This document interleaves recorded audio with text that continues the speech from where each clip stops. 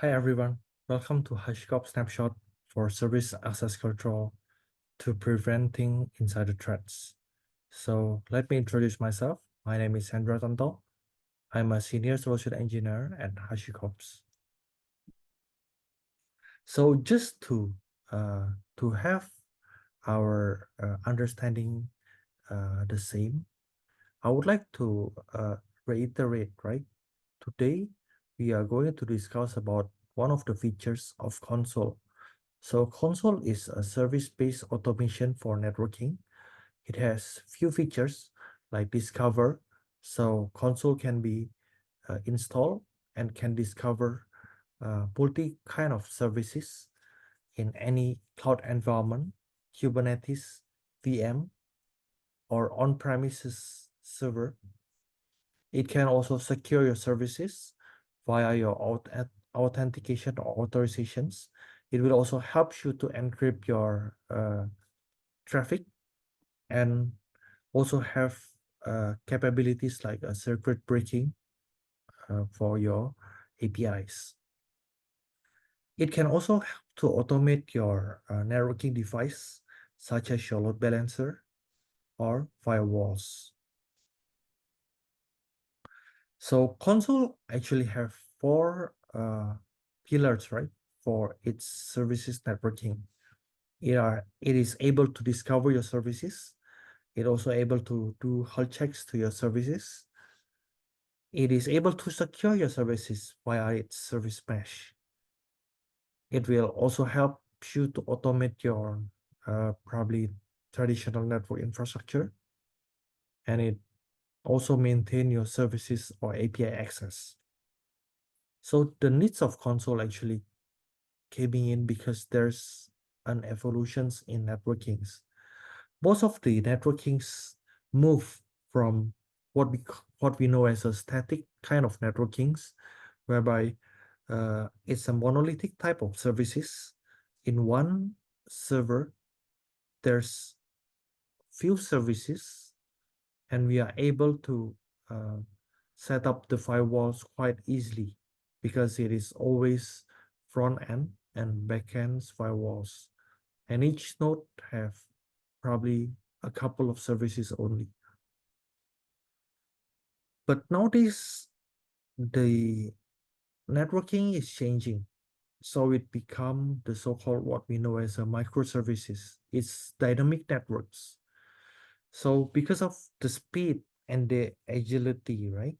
So each day is not like the old days, whereby one day probably you can create more than 5 services, or let's say probably like in a week you may have like tens of services being created. And this kind of dynamic change, right? It will make the firewall configuration is very challenging because one nodes can have multiple services like in a container environment, or it can also create multiple services in a nodes whereby it probably use like Dockers or uh, or a container. So with this kind of dynamic networks evolutions, right? Setting up the firewalls will be very difficult.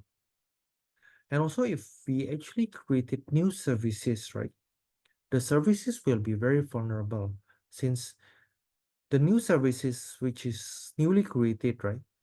When we deploy it without any kind of like a firewalls in place, it will be able to be accessed by any of the services in the same subnet or in the same networks, you can say, or same VPC. So this whole things, right, will make uh, our services becomes more vulnerable. Well, you can also imagine what will happen if your company services becoming like this. So as you guys know, right, this is not a ball of yarn, but it's services. So you will have lots of services that if you want to set up the firewalls manually, it will be very, very difficult to do. So now for my demo environment, right? So you can actually also follow or create this demo environment automatically in our websites in developer.hashicorp.com/console/tutorials for get started with VMs. So as you know, I deployed everything in VMs in AWS. So I have 5 servers with me. So I have console server. I have each of the server, Nginx front end, API, and database. Each is deployed with a console client with endpoint enabled. So I also enable the service mesh. So every communication will go through endpoint as a sidecar proxies in your VM.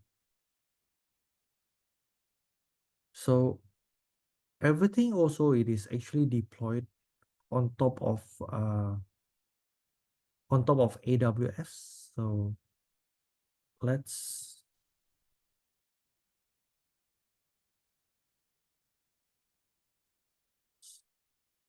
let me share my screen now.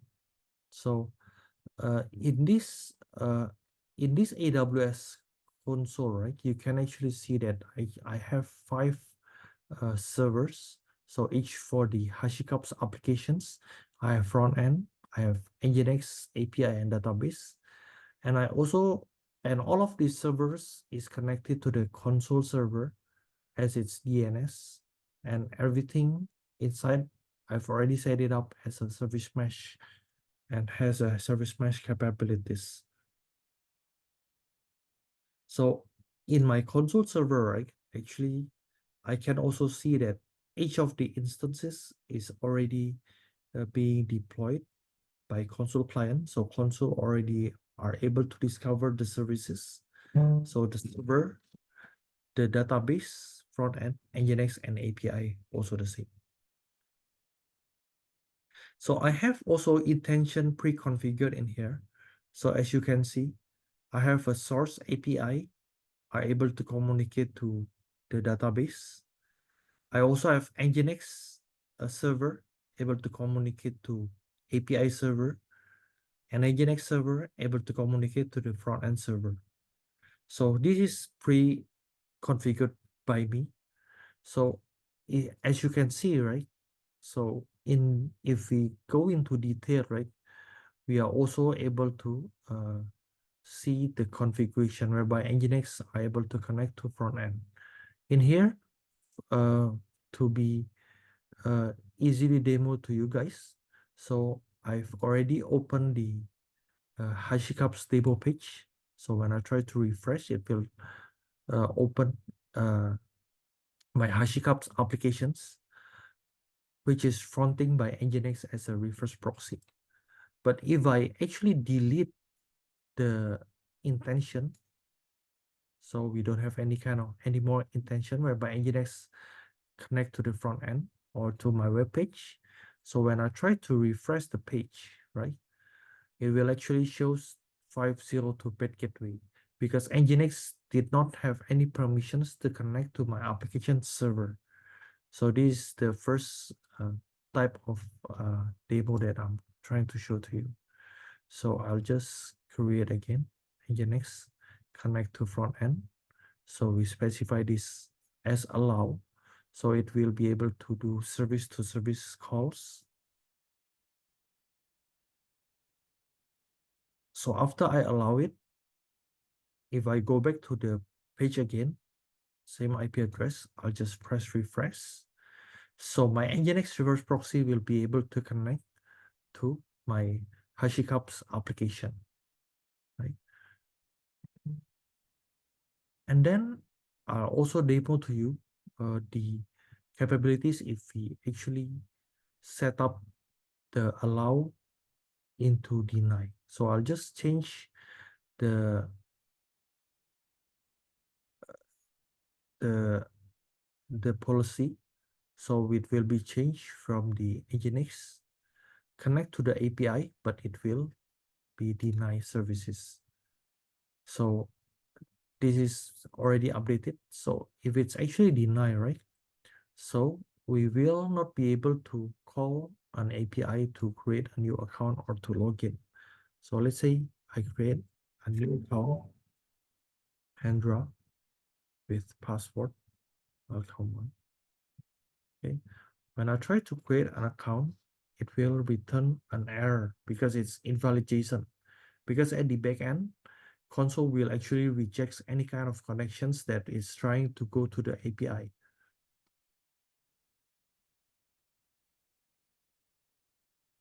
But if we allow the connections, so we change it to allow and then we save,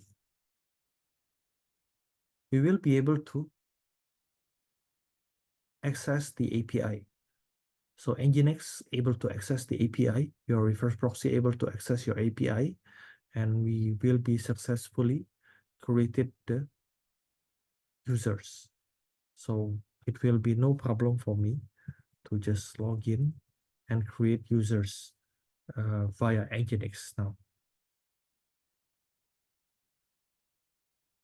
So that's about it for my demo in Consul intentions. So for service access control, right? With Consul intention, we are actually able to replace hundreds of roles. So as you can see in the UI itself, we are only referring to the service name. So there's no IP, no port, or any kind of configuration whatsoever. It is only service source, service destination, and also the actions. So we can have also multiple ways to edit our console intention. We can use the UI. We can use console CLI. So it is fairly easy to create. Or we can just use a ACL file or a JSON file. So both are actually able to create. So everything can be documented in your Git. Hence, it will be very easy for the developer to manage the service to services security and also service to services access control via your own codes. Okay, that's about it from me. Thank you very much.